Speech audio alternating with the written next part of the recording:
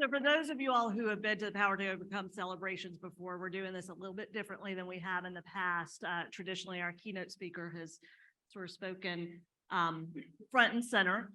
Jordan or Joey shared with me earlier that he hasn't done a presentation since before COVID. So we're just throwing him into a crowd of 400 and having a bit of a conversation. So Jordan, of course, is with us, and then his sister Morgan as well. One of the things that you all know better, I think, than the team at Sheltering Arms is the importance of family and their engagement and involvement. And so we're really pleased, Morgan, that you decided to do this as well. So I'm going to start with something you said earlier in the video. You said you wanted them to teach you the craziest skills possible. So I want to know what the craziest skill you've learned is and what you have done with that skill. Probably climbing the stairs by myself with my wheelchair. Yeah, I wasn't expecting that to happen, but I saw a YouTube video one time, and I figured, as long as I'm in a professional space with some, experienced people, then at least the liability is not on me anymore. So definitely climbing the stairs, going up and down, both my wheelchair. All of his care team over there is shaking their head. So tell us a little bit, either one of you all, about your family growing up, activities that you all did. It sounds like, as we were talking at the table, you're very active, all of you.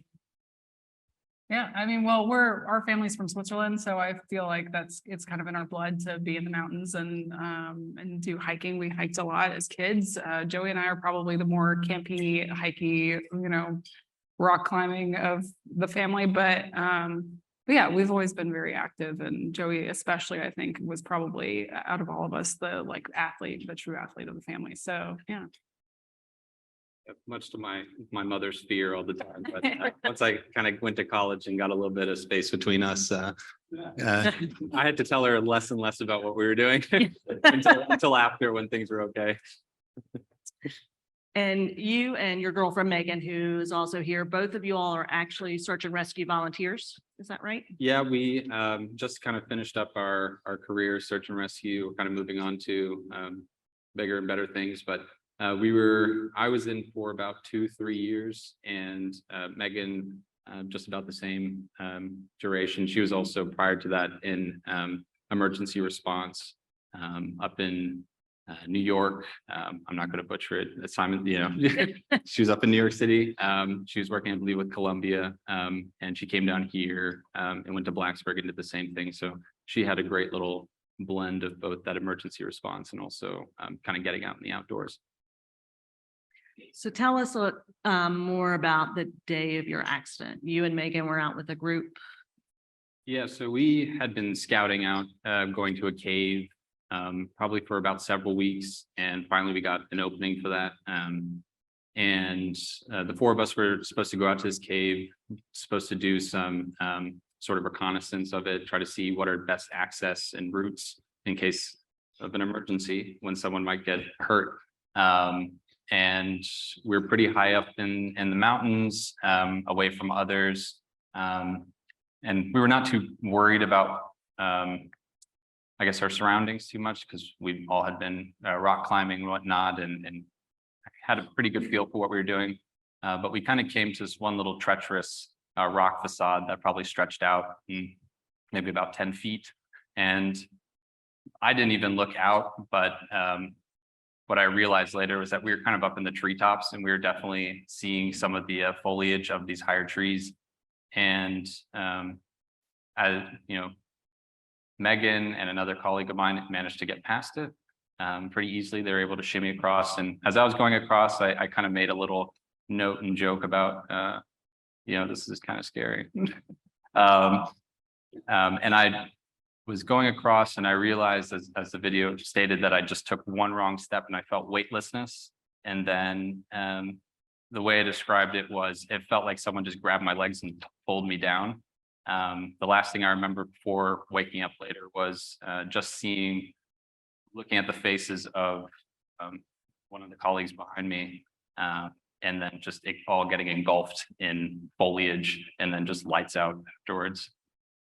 So I ended up coming to. I was on a pretty steep bank of some really loamy soil, so it was all kind of giving out, and I managed to actually get hooked by a sapling on my arm.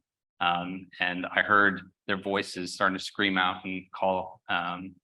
And I tried screaming and tried, letting them know where I was, but I just had a huge amount of compression on my chest. And I just couldn't breathe that well. So I had to take small sips and then let something out and then keep on breathing. Luckily, they were able to find me. It was kind of a funny moment in all the mayhem, but I said, my back is killing me right now. I think there's a rock behind there. And one of my colleagues didn't say it out loud, thank goodness. But in the moment he thought, well, yes, because you broke your back. That's why. But then I had another colleague reach out from underneath and pull out this big dinner-sized plate rock. And she was like, there really was a rock behind you. But then, we got right down to business, trying to figure out how am I going to get out of there. So Megan really took the helm and started pointing people in the right direction. She said, you need to call emergency services. Megan and another colleague were going to start administering aid. So she took all the experience that she had in technical rescue and in emergency services and started doing pretty much like a full body check, seeing what was wrong, talking with me. As I'd mentioned before, kind of a worry was that I was starting to slide because that dirt was getting pretty bad. So, she managed to hook me up into a caving harness. She basically strapped herself to a tree, then strapped me to her. And then she, along with her friend, lifted me up and were just holding me the entire time. Because there's some dangers that come with your harness kind of being too taut for too long. So they were holding a 200-pound, limp body for the most part. Luckily, emergency services were able to get called. It was about an hour and a half total that we had to wait. They threw me onto a boat because the river was down below. They drove me and they put me into a bigger vehicle, which is a helicopter. That was a first for me as well. And they flew me out to Carillion, and then that's when the work really started happening. And it was just people running around frantically and just this crazy disorientation for the next probably 24 hours. How long were you at Carillion? It was a week, I think. Yeah, I shipped out on the 7th day. What was their prognosis or your prognosis while you were there? It went from great to worse over time. Originally, we were told that I was probably going to have a hard year, but then I'd be able to get out of it and I'd be walking. But then there started coming, how should I say? Reports were starting to conflict with each other of what was going to happen. And I think by the end of the week, we knew that I was probably going to deal with paraplegia of some form. To the extent we didn't know exactly, that was going to be a product of time and rehabilitation and also just waiting. So from there, it was just focus on paraplegia and how to get the best out of it. So Morgan, while this is all happening and you all are having to make decisions, and obviously, Jordan, you're very involved in your personal decisions, how did you all decide to come to Shelter in Arms? The decision was really honestly, at the end of the day, it was his, which was a bit difficult because obviously you're wrestling with a person who has some serious pain meds on board. So, you're trying to kind of make sure that he's, thinking clearly or as clearly as possible. And, but he was given several options and he asked everybody their opinion just to, I think kind of get a read of the room and to see, what other people thought. But, at the end of the day, I think it was, just an incredible recommendation. And the proximity to his community, I think, was really big, his community and his family. There was, we didn't, we just kind of gave our opinions and weighed in. And at the end of the day, he made the choice. So, yeah. And you and your sister are in North Carolina. Yes. And your parents are in Virginia Beach, and you all were living in Blacksburg. That's correct. So this was in the midst of COVID still. So visitation was limited, and your mother came with you when you came to the hospital? Yeah, man. Yeah. That's a good question. That's okay. 85% sure. Yeah. I'm quite sure. What were your thoughts when you came to Sheltering Arms and you really started the rehabilitation process? I mean, there was just a huge question mark. I just wasn't sure how things were going to go. Would they go worse or better? I knew while I was in the hospital, it was just a pendulum swing of, pain and then some feeling of like rest, but it was just frantic the entire time. And I knew that wherever it was that I was going to go, I just wanted to make sure that it wasn't that same environment. And it was nice to hear a lot of the reputation that Sheltering Arms had. We heard from several individuals who had experience with Sheltering Arms, who had knew about it or had heard about it, tell me, quite a lot of good things. And so kind of coming in, I immediately felt a lot more like breathing space, whereas the hospital felt very kind of like stuffy and cramped and close and dark. Sheltering Arms was very bright and open, a lot of friendly staff. I didn't have people just running in and out of my room without me knowing exactly what was going on. I like that we had a schedule. They were just like, we're going to show up here and we're going to do this and you're going to do this. And every day you're going to check and you're going to have this schedule and we're not going to bother you any other time. You know exactly what's going on. Which again was just such a far cry from what we had in the hospital. And it, to me, it became more and more comfortable, especially as I got to know the staff and I got to, advance in a lot that I was doing. And it really settled in over the course of the month. And that was super important to me because that's what I needed, was comfort and support and, a lot of therapy. What would you say were your goals the day you came in to Sheltering Arms, if you had pinpointed a goal at that point? First one was to eat, because I had hospital food wasn't great and I wasn't feeling great the entire time. But Jennifer, who spoke in the video, she really just gave me the lecture on why I need to eat. And she told me, you're going to eat and this is how you're going to do it. So once we got past that hump, the next step was to try to get me moving again, try to get me up, sitting up. I had a lot of problems with passing out from standing up from sitting up in the hospital. Later, it was diagnosed that I had a concussion. So for a full week, I'd gone undiagnosed with concussion. It wasn't until I got to Sheltering Arms that they told me, this is why you're feeling so ill. These are the steps that we can take. And so it was just continuously pushing, how far can we get you to get that blood pressure up, to get you, getting rid of those concussive symptoms. And then once I was able to sit up and get going, that's where the fun began. And that's where they said, well, now you need to start learning how to, adapt and overcome.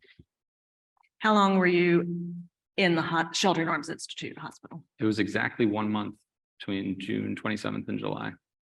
What type of progress would you say you made during that time? Leaps and bounds. I looked terrible going in. I felt terrible going in. But coming out of it, I looked a lot healthier coming out. I started eating. But on top of that, my strength was coming back. It was still growing some more, but from where I was when I first came in, I was able to lift myself up. I was able to do, some exercise. And get moving. I was able to jump on the FES bike, which was fantastic. And even more, I started setting a foundation for the independence that I wanted and needed. So I was able to, do everything that I needed to do in the bathroom, right, cleaning myself up and whatnot. I was able to transfer between wheelchair and bed, so I could, move to and fro without too much assistance. I was able to just kind of maneuver. I was able to learn how to adjust to my new body. And I think that was really critical, was learning those key skills that I could kind of leapfrog off of. So when you were getting ready to be discharged from Sheltering Arms Institute Hospital, you all made the decision to move to Richmond at that point temporarily, or was that later? We were having a lot of discussions on what would be best for me. And I realized kind of through our stay and through our research that Richmond really is a hub for for health and wellness. There's a lot of infrastructure that's here that I would need in my first year. And I didn't want to just kind of toss that away and sort of jump into the fray in Blacksburg, where there's quite a lot less of that infrastructure. So we decided ultimately to stay for a little while, just until I could get my, I'm going to say my feet beneath me, and get comfortable with my new situation, get comfortable with understanding my body. And then when that happens, more than likely a year later, I'll be able to kind of move on to wherever I want to and not feel so worried about what complications might arise in that first year. Morgan, for you all as family, when he was getting ready to be discharged, what was your biggest concern? I mean, I think, you're kind of going from an environment that is very like assisted, right? Like in the sense that there are professionals who know what they're doing. And, if we're not there, we know that he's more than taken care of. And so, going from that sort of sheltered environment in a sense to, an environment where he's out of that and he's, kind of trying to regain this independence. I think that's a little bit of a mind shift, but honestly, I think the transition went really well because they really prepared him during his stay to be able to, transition into that more independent living. And then as time went on, he just became more and more independent. And so I don't know that there was really any major fears at the end of the day. We just knew, well, yeah, yes, mom. But I think, I think it sat, at least for me, I think it sat very well with me because I felt like, there wasn't any point where, sheltering arms just kind of let him go completely. It was, there were these like active stages of like release basically. And they went along with, how he progressively got more independent. So it just made a lot of sense. Yeah. So how long did you participate in outpatient therapy initially? And it couldn't have been that long. I'm going to say a month. We're going to keep with a month, maybe two. Okay. Not too long. That was Right. pretty good. So that takes us from June 20th. You know what? It was longer than a month. Very good. Okay. I'll give it 4 or 5 months. Okay. Well, then we're going to jump in between. So June 20th is your accident. Mhm. And I'm going to ask you to read this letter that you wrote to friends and family that I think was dated August 30th. So about 2 months. That says up here, August 30th. There you go. Yeah. All right. Not many people knew about, sorry, let me start again. Not many people knew that several months ago, I'd set out to begin mountaineering. Predictable of my Swiss roots, I looked at mountains and thought, I can climb that. So I began buying up books on the topic, exercising early mornings, much to my partner's annoyance, and evenings, and learning the technical skills required to do just that. I was planning out my next 10 years in pursuit of the effort. I imagined myself one day summiting a monolith like K2 or Annapurna in a death-defying spectacle. To attempt something like this required a dissonance from thoughts of serious injury or death. After all, my pursuit was driven by fanaticism and romanticism. My friends can quote me saying many things that later bit me in the ass. Things like, quote, "I'm okay with dying on a mountain as long as I summited it and made it back to the bottom," unquote. On June 20th, I kept my word. I did not reach the summit of the mountain I was on, so I did not die. Despite cheating death, life would not allow me to walk away from that fall unscathed, quite literally. Something has to give, and in exchange for another day on Earth, my legs seemed an appropriate trade. In weeks following my fall, I have been able to reflect on my aspirations. I can no longer attempt to summit K2, yet in the same way that I gave up previous aspirations to pursue these, it seems they will give way to new ones as well. We as people lay down endeavors and projects effortlessly every day. And that seems not a problem if it is in substitution for other, more meaningful ones. I will find my next K2, and with that, a purpose in life. A life with a purpose, after all, isn't so bad, even using a wheelchair.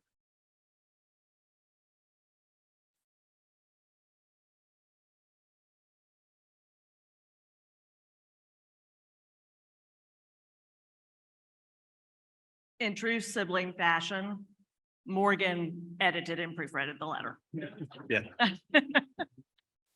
Thank you for sharing that.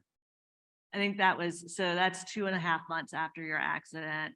And one of the things we talked about, and in the video earlier, we talk about the power to overcome means something different for everybody. And it means something different at different points in life. Whether when you're the week out from your accident or a month out, or when you're being discharged from the hospital. So you set some other goals of wanting to be fit again, as you clearly were before. So outpatient, and then you decided to participate in our Power X program. And tell us a little bit about that. So I was told about Power X while I was an outpatient. I was kind of coming to the end of my term there. And the way it was pitched to me is this is an excellent way for you to go from a clinical therapeutic let's say program to something that's getting a little bit closer to a gym program, but it is not quite there. It's a way of bridging the gap between the two because there is such a great difference between those. And I thought that's fantastic. I think this will be a way for me to learn how to exercise again, given my new circumstances, and also learn what will be most important in that exercise, right? I need to learn how to take care of my shoulders and back because I need them for the next, let's say 60 years. But on top of that, I want to learn how to, stay fit and whatnot, and what other needs there might be. So I decided to jump on Power X, and it was a wonderful experience. I got both that feeling of being back in the gym again, but also having someone who is very experienced explain to me why I'm doing this, why we're progressing that way, and how you can take that program and extrapolate it into going back to the gym when you're wrapped up with Power X. So for both of you, what does the power to overcome mean to you? You come up with something? Oh, gosh. You have had all dinner. I know, yes. I can start. Yeah, sure. Okay. For me, specifically for my injury, when I think of spinal cord injury, when I think of paraplegia, I don't think it's necessarily something that I can overcome, because to me, in my definition, overcoming paraplegia would be to, start walking again. But that's just my definition. However, in a lot of discussions I've had with Megan, my partner, we've discussed the small things, the small hurdles that come up every single day as let's say, an effect of my paraplegia. And to me, the power to overcome is the ability to take those hurdles, whatever those are, and to solve them, figure them out, and overcome them. And in doing so, I think you're becoming more independent, you're becoming more capable, and I think you're becoming less discouraged by that hurdle every single day, right? If there's a curb, there's a way to jump it. If there's stairs, there's a way to get up it. But there's other things like, how do I lift certain items and whatnot? Well, it's, you may not be able to lift in the traditional sense like you would, but you can figure out ways to do it with pulleys and ropes and whatnot. So just the ability to adapt and come up with these unique systems is how you overcome. And I think that's what the power to overcome is. I think for me, it's very similar to that. I think especially as like the support system for somebody who's going through something, very critical and trying, it can feel very overwhelming being the person who's supporting, and then of course being the person who's going through it. But I think that, a lot of those circumstances can naturally, you want to sort of tense up and freeze. And I think overcoming is really finding the way that you can take the next step or move to the next point, and not necessarily looking at, the whole overwhelming picture of it, but trying to take those necessary, steps of progression to get to the next spot. I think that's how you get through things is just really putting your mind to progression, whatever that might be. If it's, hopping a curb, if it's getting up steps, if it's, sitting up without your blood pressure tanking, it's just that next thing that's ahead of you, finding a way to get through that. So, yeah. So what's your new K2? Well, it's not K2. I think our mother's okay with that. Yeah, probably. This has been a question that's kind of messed with me for months and months, because I'd really like to kind of dig into something and start figuring it out. And I've had a lot of discussions with Megan, my partner, and my friends and family. And for me, the outdoors is so baked into what of the person that I am, what I love and what I enjoy, and where I find a lot of solace. And obviously that's not very easy for someone who uses a wheelchair, but there are ways, and there's off-road hand cycles. And my next goal is to get me one of those hand cycles, those off-road hand cycles, and actually perform endurance sports with them. I'm thinking of doing same way that we do trail running, long distances. I'm trying to maybe begin a bit of a movement towards trail running, but for people that use wheelchairs and use hand cycles, maybe turn into a competition of some sort. Thank you. Anything else you all would like to share? Well, thanks to everyone who dealt with me in inpatient and Yeah. outpatient therapy.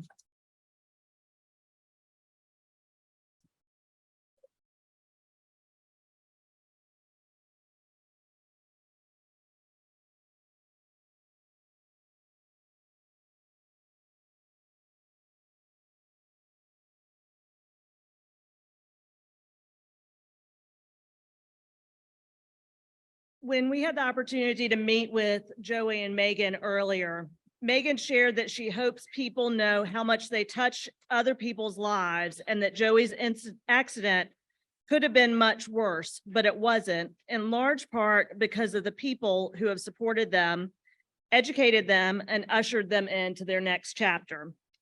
So we want to take a minute to recognize the group that has supported Joey and ask them to come to the front of the stage. First, we want to recognize his family, his mother and father, Berth and James.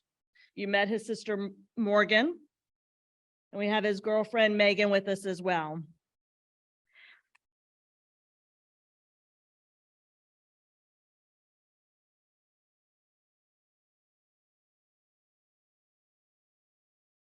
And his care team at Sheltering Arms, if you all will come up as well.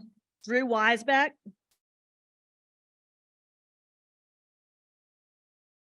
Jennifer Harris. Olivia Thorne. Lily Neal. Logan Ann Bruce. Abby Colling. And representing the dining and environmental services team, of whom there are many, Michael Holliday.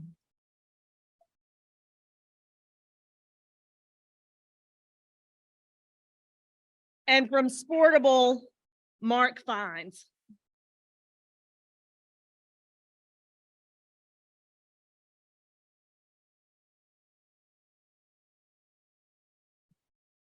This is a wonderful representation of the Sheltering Arms team across all of our campuses, all of our sites, and all of our community partners, because we can't do what we do alone. Everybody is part of this team. So I also ask now to recognize a few others. So in whatever way you can, if you can stand up, if you can wave, Barry, if you can give an amen, whatever it is. Anyone in the room who is a current or former patient, member, or client of Sheltering Arms.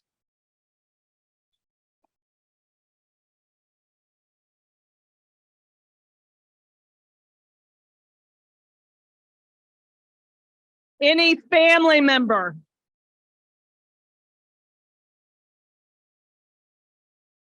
Peer mentor or volunteer. Current and former Sheltering Arms team members.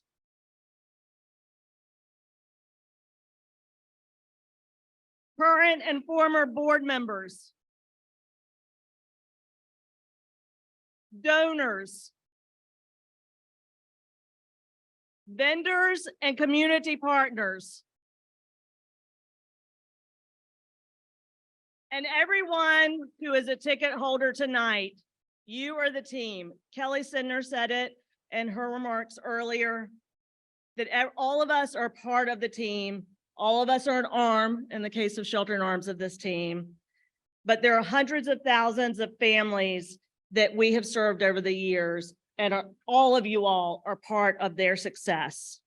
So we thank you very much. The power to overcome is not found by one person alone, but by a group of people. So now I'm going to ask another former patient and one of our team members to offer us a musical program, just a wonderful song, and we'll be quickly closing the program for the evening. Thank you all.